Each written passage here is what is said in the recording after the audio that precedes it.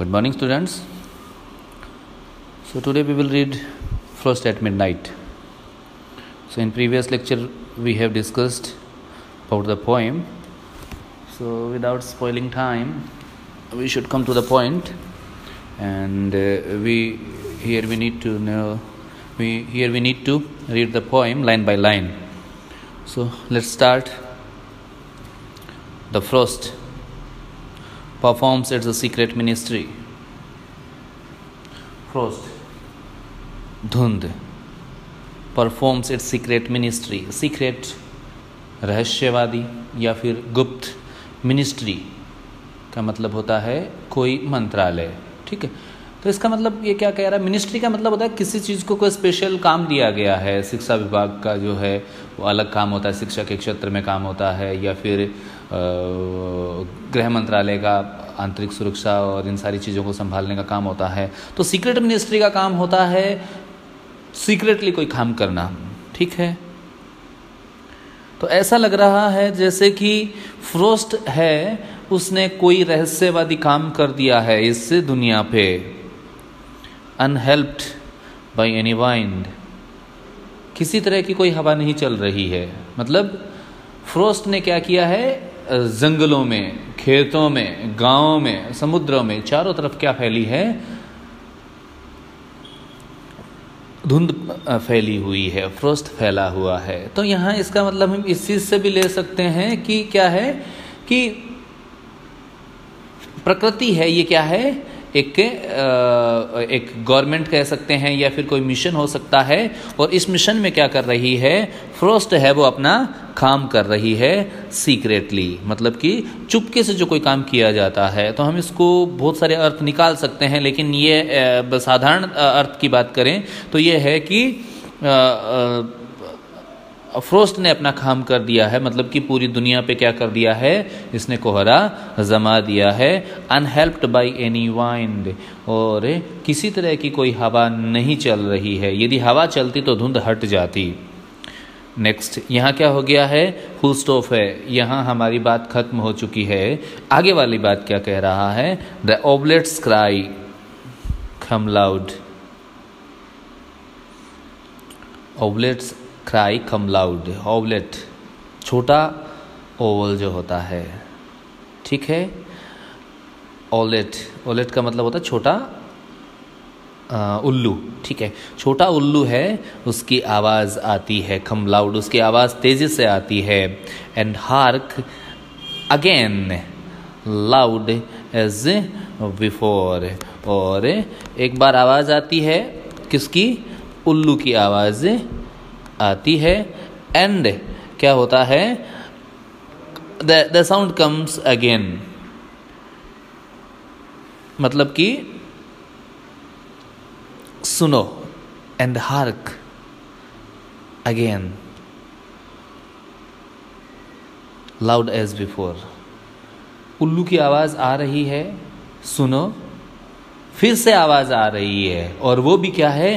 पहले की तरह क्या है? तेज है. मतलब कि उल्लू रह रह कर क्या कर रहा है? आवाज कर रहा है. The inmate of my cottage all at rest.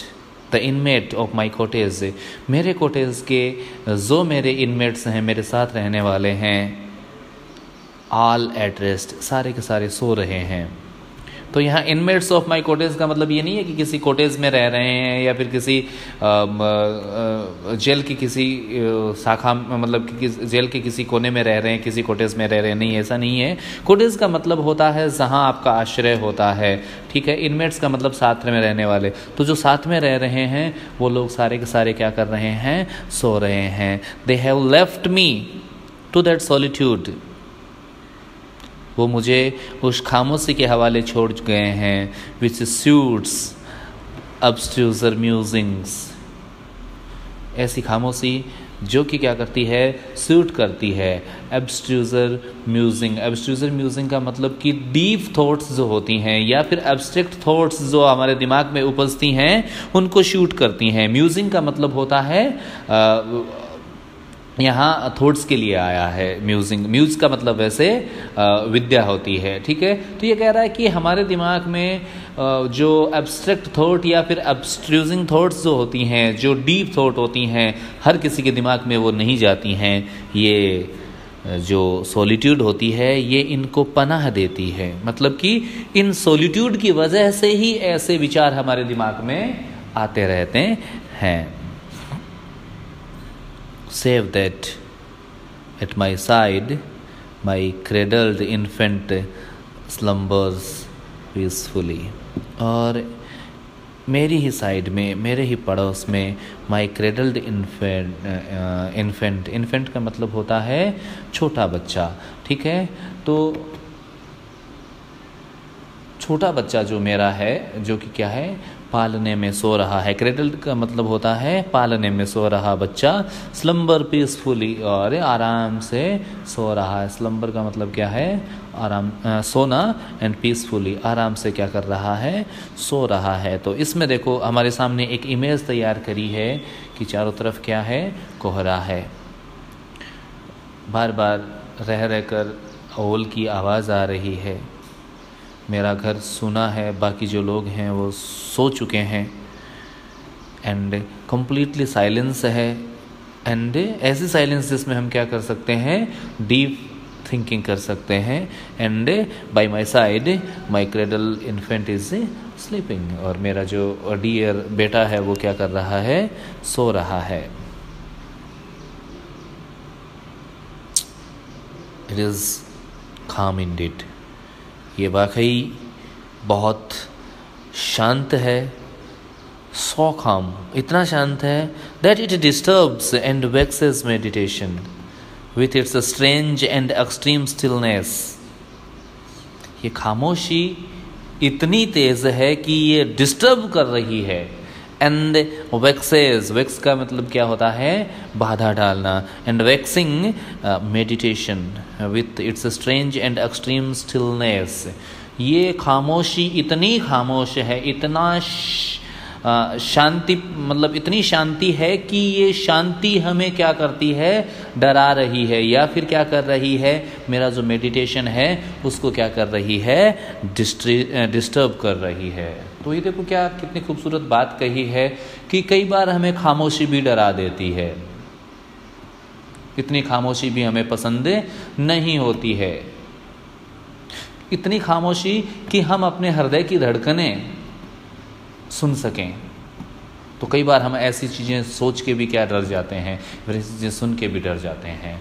तो यदि हमारे तरफ चारों तरफ यदि सन्नाटा ही सन्नाटा है, कहीं कोई सुनाई नहीं दे रहा है, तो शायद हम भी डर जाएं। तो ये कह रहा है कि देखो ये क्या है, यहाँ किसका प्रयोग किया गया है, यहाँ एग्जाजरेशन का प्रयोग किया गया है कि शांति इतनी शांत है या फिर खामोशी इतनी है कि हम खुद उस खामोशी से डर जाते हैं।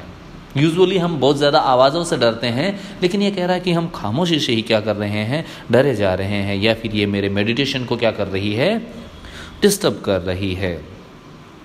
सी एंड हिल एंड वुड। सी है, समुद्र है, हिल्स हैं, एंड क्या है, वुड्स हैं, ठीक है। उस बाद में क्या कह रहा है, इनऑडिबल एज ड्रीम्स। लेकिन ये इतने इनऑडिबल हैं जितने कि हमारे ख्वाब होते हैं। हमारे ख्वाब शांत होते हैं, मतलब हम ख्वाबों में कुछ ऐसी चीज़ देख सकते हैं, लेकिन हमारे ख्वाब कैसे होते हैं, शांत होते हैं। हमारे ख्वाबों का पता दूसरों को नहीं चल पाता है। तो ये कह रहा है कि समुद्र है, हिल्स हैं, एंड वुड्स, मैं एक लाइन स्किप कर गया। Sea, hills and wood, this populous village. समुद्र, जंगल, पहाड़ और ये भीड़ भाड़ से भरा हुआ गांव। सी एंड हिल्स एंड वुड। दोबारा से इन चीज़ों का क्या किया गया है, प्रयोग किया गया है। सी का है, हिल का एंड वुड का है। तो दोबारा से इन चीज़ों का यदि प्रयोग करना होता है तो इसको हम क्या कहते हैं, एनाफोरा कहते हैं। कि using the similar word instead of repeating ठीक है। तो क्या कर रहे हैं, इन सारी चीज़ों का प्रयोग दोबारा से किया गया है। तो इसको क्या कहते हैं, एनाफोरा नाम की एक टेक्निक होती है कि उन्हीं चीज़ों को दोबारा से रिपीट करना। This populous village sea and hill and wood with all the numberless going on of life. And इन सारी चीज़ों के बीच में there is life going on. पहाड़ों में भी जिंदगियां चल रही है, समुद्रों में नाविक चल रहे होंगे, एंड हिल्स में कोई गतिविधि हो रही होगी। मतलब जिंदगी हर जगह है, चल रही है, मतलब कि यहाँ भी लोग जिंदा है। इससे पॉपुलस विलेज में भी inaudible as dreams but all and everything, ये प्रकृति है, चल रही है, इसमें कुछ भी नहीं बदलाव आया है।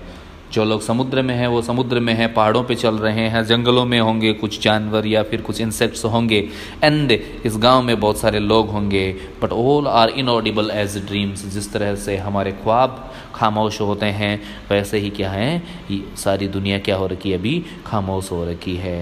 The thin blue flame lies on my low burned fire.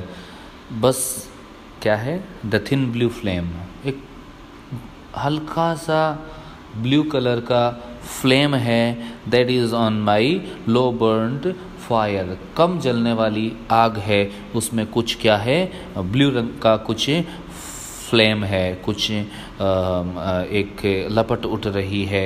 And quivers not, and it is not quivering. Quivering का मतलब होता है it's not moving here and मतलब अलोंग, ठीक है, ये इधर उधर नहीं हिल रही है, बस एकदम से क्या है, शांत है। ओनली दैट फिल्म, बस वो एक फिल्म है, विच फ्लटर्ड ऑन द ग्रेट, एक फिल्म है। फिल्म का मतलब होता है पतली कोई झिल्ली है, that is only fluttering. Fluttering का मतलब होता है मूव हियर एंड देयर, आगे पीछे हिलना डुलना। ऑन द ग्रेट, ग्रेट का मतलब होता है चूल्हा, चूल्हे में एक वो नीचे की प्लेट जिसके ऊपर अंगारे रखे जाते हैं। तो ये कह रहा है कि बस इतनी सी चीज़ें हिल रही हैं, बस मतलब कि एक फिल्म है वो हिल रही है।